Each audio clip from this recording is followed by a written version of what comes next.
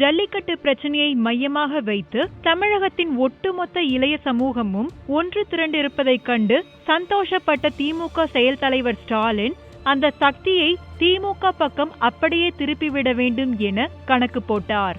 அதற்காகவே திமுக சார்பில் அவசரமாக ரயில் மறியல் மற்றும் உண்ணாவிரத போராட்டங்களை நடத்தினார். கூடவே ஜல்லிக்கட்டு அனுமதிக்காக மெரினாவில் கூடியிருந்த இளைஞர்கள் மாணவர்களை சந்தித்து நேரில் ஆதரவு தெரிவிக்க வேண்டும் என்று கிளம்பி போனார்.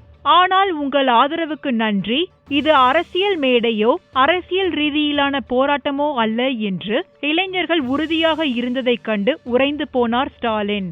ஆனாலும் இளைஞர் மற்றும் மாணவர் சக்திக்கு ஆதரவாகவே எங்கள் நிலைப்பாடு இருக்கிறது என்பதை சட்டசபை கூட்டம் தொடங்கியதும் திமுக உறுப்பினர்கள் புறக்கணிப்பில் ஈடுபட்டனர். ஜல்லிக்கட்டு பிரச்சனையின் மூல ஆதாரமே திமுகவின் முன்னாள் மத்திய அமைச்சர் ராஜா காட்சி பட்டியலில் காளையையும் சேர்த்தனர்.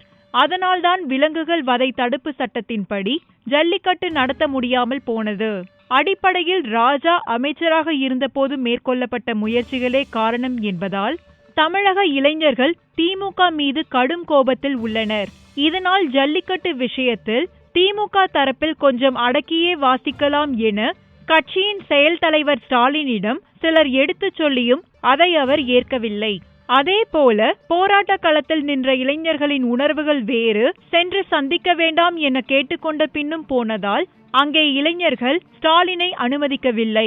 இந்த மாதிரி விஷயங்களில் ஸ்டாலின் ஆர்வப்படுகிறாரே தவிர சரியான வழிகாட்டல் இல்லாமல் இருப்பது வெளிப்படையாக தெரிகிறது.